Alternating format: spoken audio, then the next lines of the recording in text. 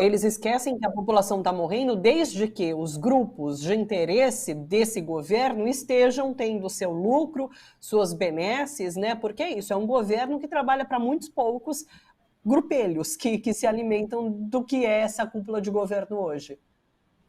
Você sabe que não é que se esquece. Você pega, por exemplo, esse fenômeno, esse acontecimento da Polícia Rodoviária Federal, que foi Sim, aqueles dois policiais filmados matando uma pessoa dentro do seu carro com o gás pimenta lá, não é?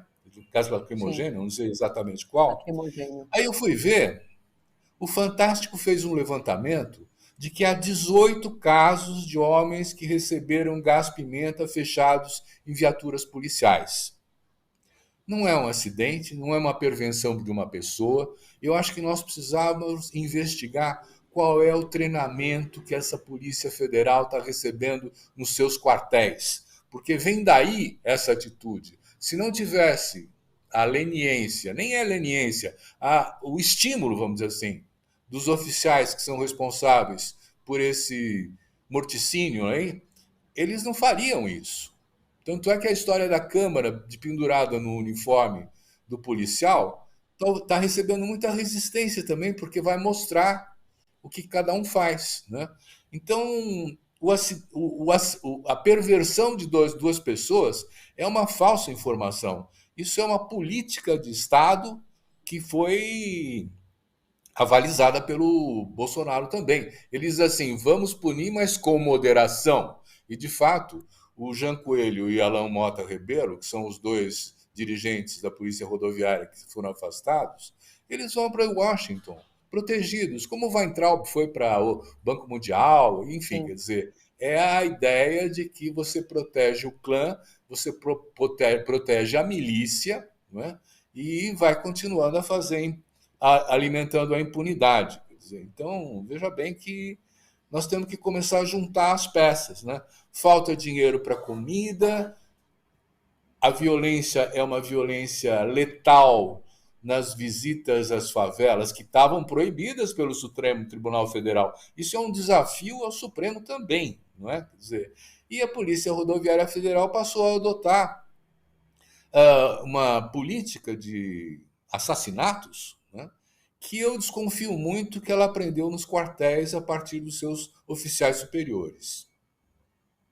Essa esse afastamento, né, essa viagem agora desses comandantes ali da Polícia Rodoviária Federal para os Estados Unidos, a Polícia Rodoviária tem dito que não tem conexão com esse caso, mas fica parecendo muito que eles estão retirando esses altos comandos para entregar à justiça somente a quem praticou o crime de fato, né? Sendo que, como você disse, parece haver sim orientação ali dentro da instituição para episódios de violência como esse. A gente tem visto circular, inclusive, alguns vídeos de cursinhos preparatórios para policiais rodoviários, em que esse tipo de técnica é ensinada, inclusive, né? Então, esse dado que você trouxe, né, que o Fantástico apurou, de 18 casos de uso de gás de pimenta contra pessoas ali presas, no caso do Genivaldo foi pior, porque foi o gás lacrimogênio, né? E o gás lacrimogênio em ambiente fechado é óbvio que ele mata, né? A imprensa, ontem eu conversava com o Leandro, ele ressaltou esse fato, né? Que a imprensa, a grande imprensa, depois veio com matérias, ouvindo especialistas dizendo da capacidade letal do gás matar no ambiente fechado. Mas é óbvio, gente, qualquer um sabe disso, inclusive esses policiais sabiam disso, né? Não há Claro. dúvidas em relação a esse potencial. Mas é isso, parece ser uma orientação ali dentro da instituição. E daí é claro que a gente precisa trabalhar mais profundamente como chegamos até esse episódio. E nós precisamos ver o treinamento que é dado para a Polícia Militar, para a Polícia Rodoviária Federal, para a Polícia Federal. São treinamentos distintos, não é? Mas aqueles Sim. que sobem o morro têm um treinamento para exterminar. Então é preciso que haja uma denúncia sobre isso. E o diretor executivo da Polícia Rodoviária Federal, ele está emplacando um ano no posto. Ele subiu em maio, foi nomeado em maio de 2021. Então não haveria muita necessidade de pensar para onde ele vai agora. Ele vai para Washington para sair dessa fogueira. Desculpa. Claro, para sair dessa fogueira. É isso, eles vão entregar muito provavelmente esses autores do crime para a justiça, mas é isso, a gente não vai ter nenhum aprofundamento de discussão em relação a esse caso de segurança. Diga-se de Dito passagem, isso, Thalita, da justiça militar, né? sim, tem esse Não é porém justiça também. civil. E aí eles vão ser absolvidos ou uma suavíssima pena, às vezes até administrativa, afastamento Sim. da ronda e tal, mas são assassinos. Ô Silvio, qual a sua avaliação em relação ao posicionamento de Lula sobre violência policial? Você acha que ele está sendo enfático nessa condenação da violência policial? Ou ele deveria se aprofundar nessa crítica? Como que você tem visto isso? Foi a primeira vez que ele falou agora enquanto pré-candidato da violência policial, muito por conta desses casos da última semana, né? Olha, eu acho importante que ele coloque o absurdo que é isso, identifique como crime também, mas ele está imputando aos policiais que estão na operação que está em questão, né? E de fato, quer Sim, dizer, eu acho que ele não quis aprofundar uma reflexão sobre a história dessas polícias. A Polícia Federal, a Polícia Militar, essa estrutura vem da ditadura, né? Essa estrutura não mudou. Eles continuam tendo um tribunal especial para julgar os seus casos, que é o Tribunal Militar, né? Essas questões sim. precisam ser mais aprofundadas. Eu entendo perfeitamente a posição do Lula, eu estou de acordo com ele nesse sentido, né? De que é pontual a questão e tem que ser tratada de uma maneira pontual, né?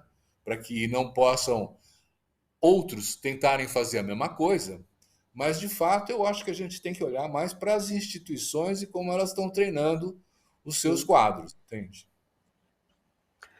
Vamos terminar, finalizar nossa conversa chamando o Le Monde Diplomatique Brasil de hoje, que vai ao ar às 9h30, com o tema, bom, tem tudo a ver com o que a gente está falando agora também, multiplicação das armas e clubes de tiro. Conta mais pra gente, Silvio. Olha, é a mesma conversa que nós estamos tendo, de fato. Quer dizer,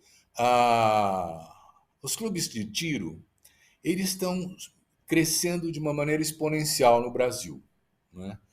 Quem frequenta o clube de tiro, tem uma pesquisa que nós vamos apresentar aí, são homens em média de 50 anos, brancos, de classe média, não é?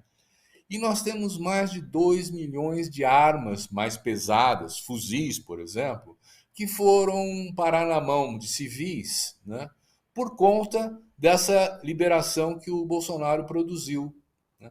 E esse pessoal precisa, ao terem as autorizações, de uma filiação a um clube de tiro para justificar o deslocamento com a arma. Agora pode ser carregada, inclusive, a arma, para que ele possa, numa eventual fiscalização que não há e não vai haver, não é? Quer dizer, ele justificar por que está andando armado. Agora imagina o seguinte: você tem 2 mil clubes de tiros, mais ou menos, que estão por aí, né? Quer dizer, e nós temos talvez. Ah, não, temos 500 mil caçadores e colecionadores de armas, né? Atiradores, colecionadores de armas registrados. Nós não estamos falando do mundo informal, do mundo clandestino, né? Com 500 mil portando armas pesadas, imagine se em algum momento esses clubes de tiro são muito afinados com o bolsonarismo, né? Imagine se em algum momento uma meia dúzia deles resolve fazer uma besteira na sociedade civil, como está acontecendo nos Estados Unidos por causa do porte de armas. Isso vai criar uma comoção e vai criar um estopim, um processo muito delicado de conter a violência, né? Uma vez que a própria PM não está enfatizando o controle, né? E o governo é leniente com tudo que acontece em torno disso. Então nós temos uma combinação entre o que é esse, eu diria, esse exército legal, vamos dizer assim, que tá com as armas na mão, que junta com uma milícia que está com as armas na mão também, né? De uma maneira ilegal e clandestina. Nós temos um grupo armado poderoso na nossa sociedade civil, né? Que conta com a leniência do governo, que conta até com um estímulo, né? para que comprem as armas e que tenham a possibilidade de, usando da sua liberdade, portarem essa arma carregada, né, em meio aos demais. Eu não deixaria de lembrar o pastor, ex-ministro da Educação, Milton Ribeiro, que dispara um revólver no aeroporto. Ele ia embarcar com uma arma carregada. Isso faz parte da entourage, faz parte da equipe do governo Bolsonaro, de como pensa a ideia da segurança e a ideia do poder através das armas. Nós vamos discutir isso no nosso programa de hoje e levantar com especialistas as possibilidades de desdobramento que essa situação abre como riscos para nós todos. Todos convidados a acompanhar, então, Le Monde Diplomatique Brasil, hoje às 9h30 aqui, com o Silvio Catiabava. Silvio, um beijo para você, boa semana e até terça-feira que vem. Beijo. Muito obrigado, um beijo para você também, até a terça.